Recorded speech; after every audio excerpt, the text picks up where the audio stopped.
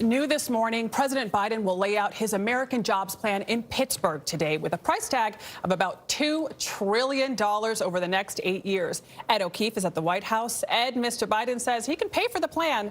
Tell us what's in it.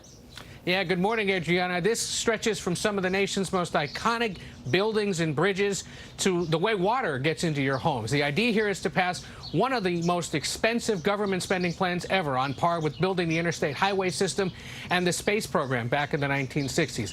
The plan includes things like $621 billion to repair roads, bridges, and airports with a goal of modernizing 20,000 miles of highways and streets, and to build 500,000 electric vehicle charging stations by 2030.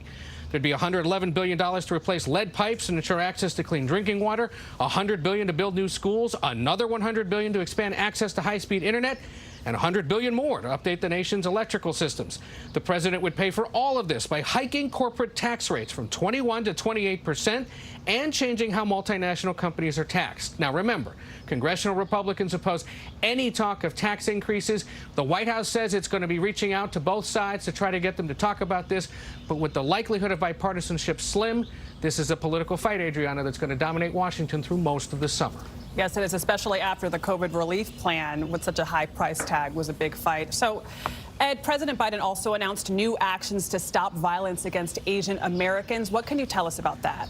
That's right. All of this coming in the wake of those terrible attacks on Asian Americans across the country. Among other things, it includes relaunching a White House initiative on Asian Americans and Pacific Islanders, which promotes inclusion and opportunity for the Asian American Pacific Islander community. There is a new Justice Department program to address anti-Asian violence, making it easier to track and report crimes, and adding new funding for AAPI survivors of violence and sexual assault.